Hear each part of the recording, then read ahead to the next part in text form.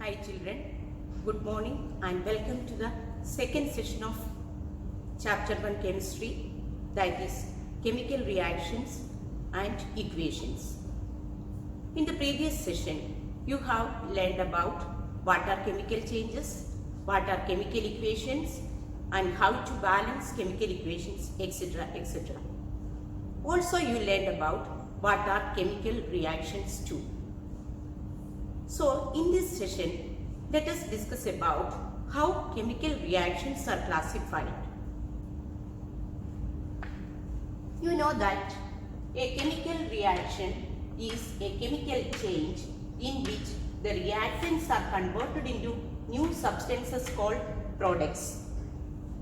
So, chemical reaction is a chemical change in which reactants are converted into new substances. So now let's see how chemical reactions are classified on the basis of their chemical properties and nature of the reaction. So let's move to the topic, types of chemical reactions.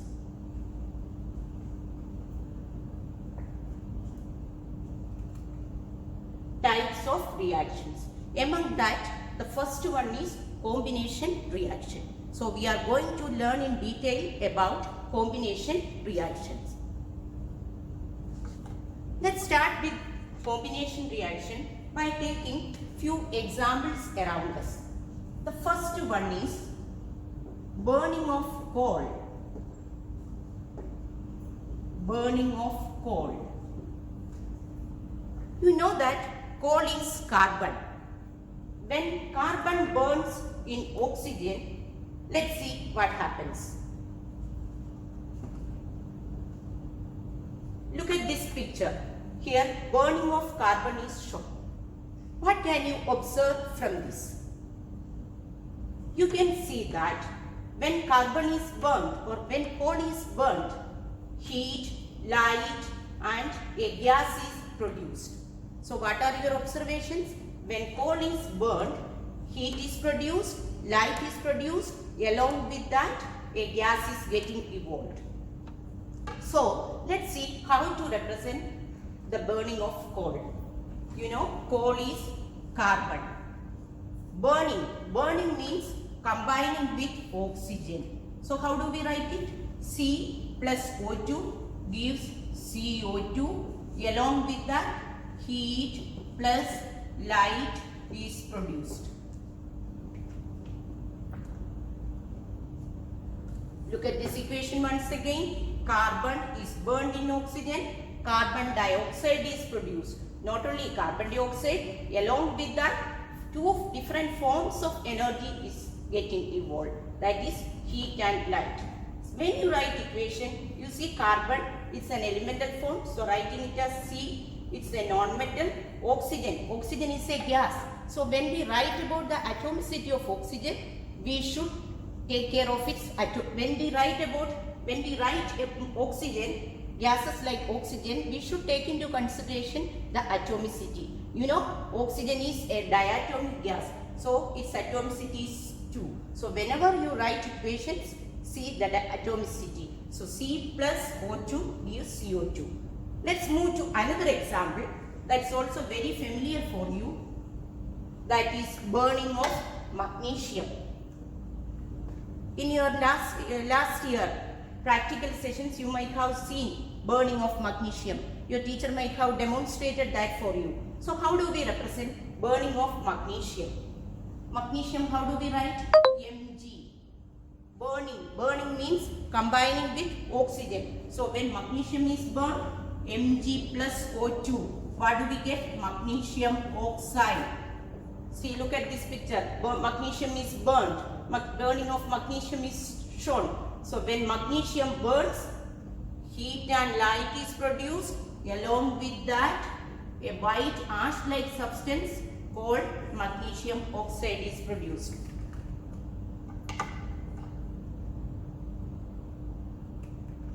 So look at these reactions once again. We have discussed about burning of carbon, that is C plus O2 gives CO2 plus heat plus light. Here heat and light is produced along with the formation of carbon dioxide. Look at the second case, that is burning of magnesium. when magnesium is burned in oxygen, what would you observe? Your observation is very important. See, a white ash-like substance called magnesium oxide is getting formed. Along with that, heat and light is produced. So note down this name, magnesium oxide, and your observation is white ash-like substance. You can record another, you can observe one more, you can make one more observation, that is heat and light is produced. Now let's move to the third one, that is burning of hydrogen. Look at the equation here. Hydrogen, it's a gas. So how do we write it? H2, because atomicity of hydrogen is 2. When it burns in oxygen, burning means always you should write plus O2. When hydrogen is burned in oxygen, we get universal solvent, a wonder liquid. What is that called? Water. Along with that, large amount of energy is produced. So here also energy is produced. Even we can call this reaction as an explosion because hydrogen is an excellent fuel. Now let's move to another example, that is the reaction of quicklime with water.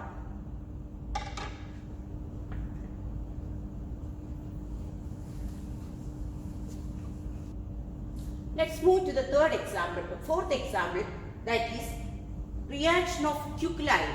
Quicklime. Have you heard about quicklime? In your previous year, you learned this name and its formula. Quicklime is calcium oxide. It's a compound of calcium. Let's see what happens when quicklime is allowed to react with water.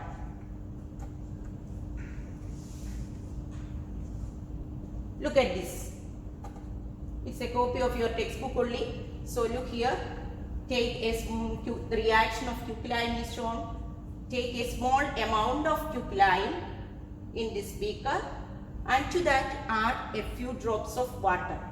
Mix it with water carefully.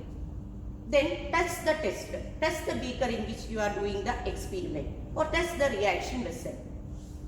You feel that there is a change in temperature. What does it mean? That means that heat is getting evolved. So in this reaction also heat is produced. And look at this reaction once again. Quicklime, calcium oxide, reacts with water, forming a new product with the new properties. Along with that, heat is produced. And this compound, calcium hydroxide, is known as slaked lime. So quicklime, one calcium compound. Second one is slaked lime, that is calcium hydroxide aqueous. So now we have discussed about four different types, four reactions. Let's go through them once again. See, look at the first one. Carbon plus oxygen giving carbon dioxide plus heat and light. Magnesium, burning of magnesium results in the production of magnesium oxide, heat and light. And the burning of hydrogen results in the formation, hydrogen in oxygen results in the formation of water and large amount of energy is formed. And look at the fourth one, reaction of quicklime with water, calcium hydroxide and heat is produced. Here quicklime, it is calcium oxide and this is known as slaked lime, it's a common name. It's known as calcium hydroxide and its common name is slaked lime. Along with that, heat is produced. Now, let us try to learn what is combination reaction by looking at these equations. Look at these equations. Can you identify, can you find out some similarities between these reactions? When you look at these reactions, you can see that on the reactant side, there are minimum 2 reactants. Isn't it? On the reactant side, you can see minimum 2 reactants. Look at the product side. How many products are there? There is only one product. So, how can we define combination reaction based on that?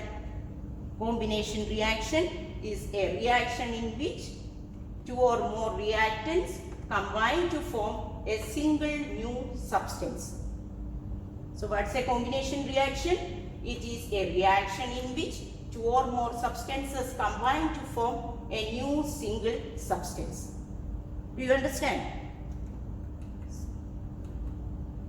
See these reactions once again, children. There are two reactants combined to form one product, and along with that heat and light is produced. So such reactions in which two or more reactants combine to form a single product is known as combination reaction. Let us look at these reactions once again. Can you find out few other similarities between these reactions? Definitely, very easily you can find out. See, look here. In all these reactions, heat and light or energy is getting evolved. Isn't it? In all these reactions, energy is getting evolved. Such reactions in which energy is produced are called exothermic reactions. What are exothermic reactions? Reactions in which heat energy is released along with the formation of products are called exothermic reactions. So what can we say about exothermic reaction? What can we say about combination reactions? Look at all these combination reactions we listed out. All these reactions are exothermic reactions. Why do we call all these reactions as exothermic reactions? Because in all these reactions, in all these combination reactions, energy is getting produced. So such reactions in which energy is evolved are called exothermic reactions. Hope you understood. What are combination reactions? What are exothermic reactions? Now, let's try to write a general format for combination reaction. Suppose A and B are the products. Sorry, A and B are the reactants. Then, how do we write it? A plus B gives AB plus energy.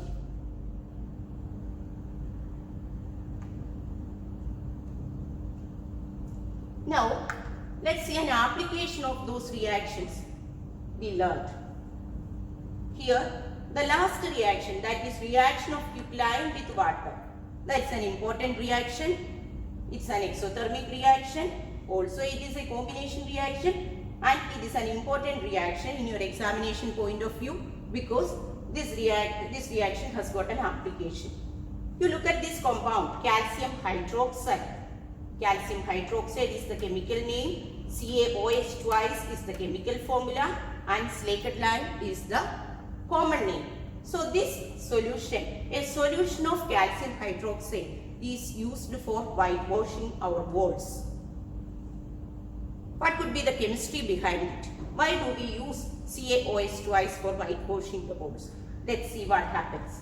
When we apply calcium hydroxide on the walls, that's a solution of slacked lime, is applied on the walls, it achieves a white shiny coating after a few days. There, the calcium hydroxide reacts with the carbon dioxide in the air and forms a new substance called calcium carbonate.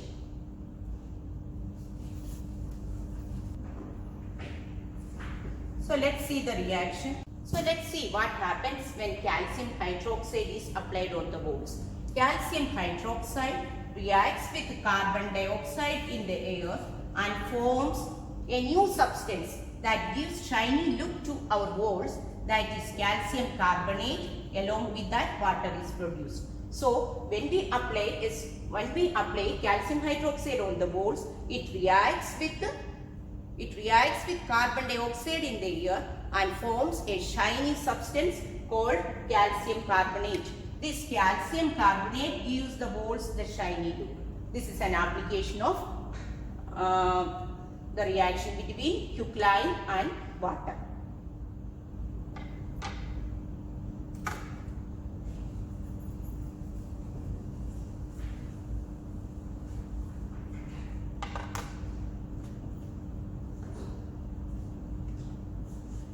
Now let's once again go through what we have learned. See some important calcium compounds we have learned. These calcium compounds are, the first one is calcium oxide, and it has got a common name quicklime. And the second one is calcium hydroxide, and it has got a common name slacked lime. And the third one is calcium carbonate and has got three different common names. or we can say calcium carbonate occur in three different forms in nature, that is chalk, marble and limestone.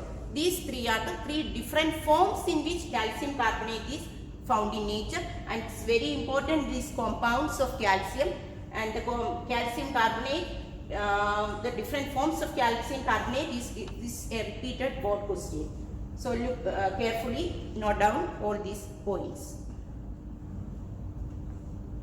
Now let's move to some other examples of exothermic reactions around us. The first one is respiration. What is the first one? Respiration. You have learned about respiration in small classes. What do you mean by respiration? Do you remember? Respiration is the process of breathing in oxygen to break the food in the tissues to release energy. Isn't it? Why do we need oxygen? We need oxygen to break the food in the tissues. What is food? Food is glucose. The simplest form of food is glucose. So how do we write it? C6H12O6. This may be a new formula for you. Glucose is C6H12O6. So respiration means breaking down of glucose using oxygen to release energy. So during respiration, energy is getting evolved. So respiration is definitely an exothermic reaction. You know, respiration is one of the life processes that makes life possible on Earth. So it's a very, very important reaction. And in our chemistry point of view, it is an exothermic reaction. Why do we call it as an exothermic reaction? Because during respiration, energy is getting evolved, and along with that, carbon dioxide and water are the byproducts. So hope you understood why respiration is considered as an exothermic reaction. There is one more example, that is burning of natural gas.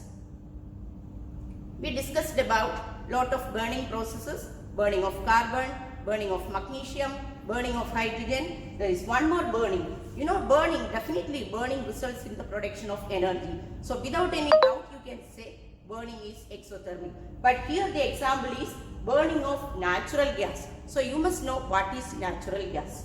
Natural gas is methane, CH4. This is a new formula for you, CH4. Note down the formula. Burning of natural gas means, burning means combining with oxygen. So natural gas is methane. Methane burns in oxygen, giving out lot of energy. You know, when LPG is burned, when natural gas is burned, burning results in the production of energy. Along with energy, carbon dioxide and water is produced. So burning of natural gas is another example for exothermic reaction. Let's move to the third one, that is decomposition of vegetable matter. That's a very simple process. We all know when vegetables are decomposed, definitely energy is produced. Breaking down of humus results in the production of energy. So in all these processes, energy is getting evolved. So we call them as exothermic reaction. So let's recall what we have learned. We learned what are combination reactions. We learned what are exothermic reactions. We learned so many examples in their balanced format. When you learn all these equations, you must learn them in their balanced format, because balancing is very, very important. That is the reason why we learned balancing in our first session. So let's move to some assignment questions. See, I have prepared few extra questions for you, some assignment questions for you. Look at these questions. Let us try to solve. First one, what are combination reactions? Now all of you know what are combination reactions. Combination reactions are reactions in which two or more reactants combine to form a single product. Give two examples. Now you know many examples. Burning of magnesium, burning of coal, burning of hydrogen. Lot of examples you have there. Represent them as balanced equation. So always learn these equations in their balanced format. So you should make, you should buy a notebook and answer all these questions in that assignment book. Second one, burning of natural gas is an exothermic process. Explain that. Why do we call burning is an exothermic? Burning of natural gas results in the production of energy. And write the equation for that. CH4 plus 2O2 gives CO2 plus 2H2O. So, your answer is over there. Next, third one. Write 3 common names of calcium carbonate. We learned about so many important calcium compounds in this context. So, here the question is calcium carbonate. Calcium carbonate occur in 3 different forms. One is limestone, second one is chalk, and third one is marble. Note down that too. So children, I hope you understood the lesson. So answer all these questions and bring it back when the school reopens. Have a nice day. So let's see what happens when calcium hydroxide is applied on the walls. Calcium hydroxide reacts with carbon dioxide in the air and forms a new substance that gives shiny look to our walls, that is calcium carbonate. Along with that, water is produced. So when we apply calcium hydroxide on the walls, it reacts with carbon dioxide in the air and forms a shiny substance called calcium carbonate. This calcium carbonate gives the walls the shiny look. This is an application of the reaction between quicklime and water.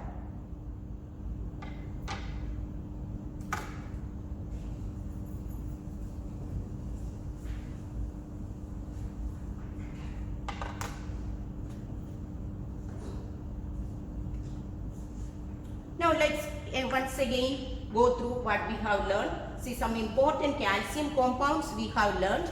These calcium compounds are, the first one is calcium oxide, and it has got a common name quicklime. And the second one is calcium hydroxide, and it has got a common name slaked lime. And the third one is calcium carbonate, and has got 3 different common names. Or we can say calcium carbonate occur in 3 different forms in nature, that is chalk, marble and limestone. These 3 are the 3 different forms in which calcium carbonate is found in nature, and it's very important, these compounds of calcium and the calcium carbonate, the different forms of calcium carbonate is a repeated board question. So look carefully, note down all these points. Now let's move to some other examples of exothermic reactions around us. The first one is respiration. What is the first one? Respiration. You have learned about respiration in small classes. What do you mean by respiration? Do you remember?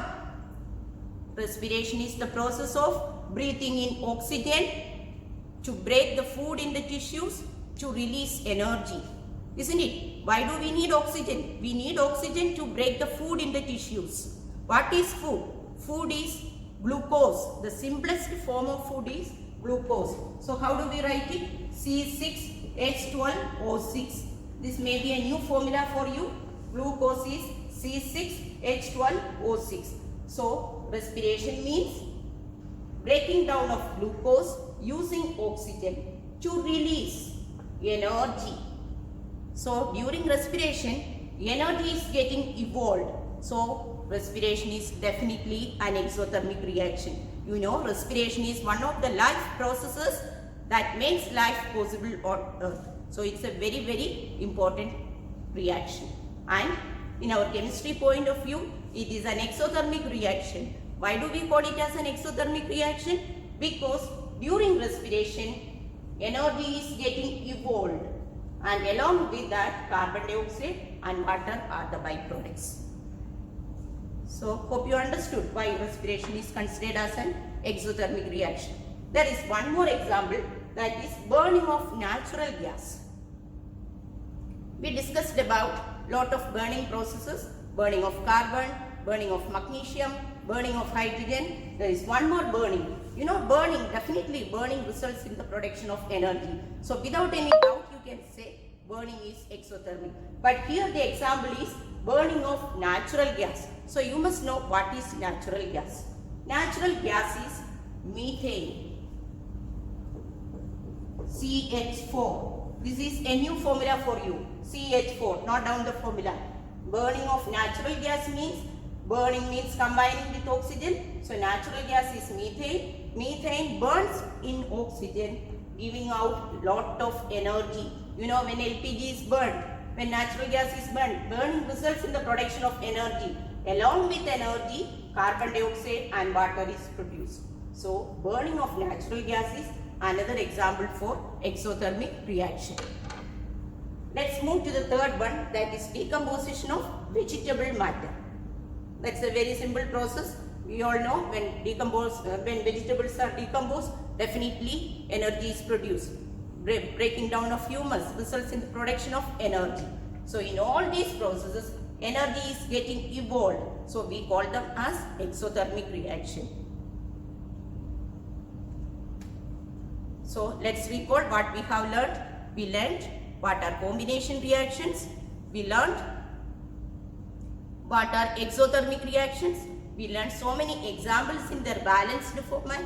When you learn all these equations, you must learn them in their balanced format, because balancing is very, very important. That is the reason why we learned balancing in our first session.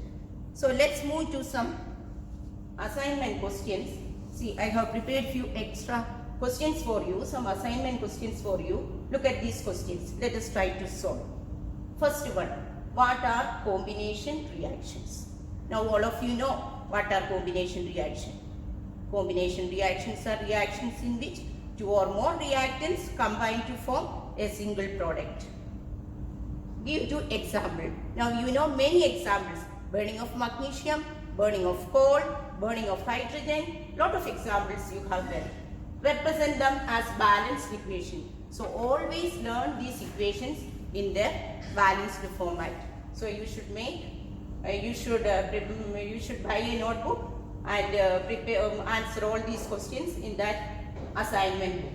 Second one, burning of natural gas is an exothermic process. Explain that. Why do we call burning is an exothermic?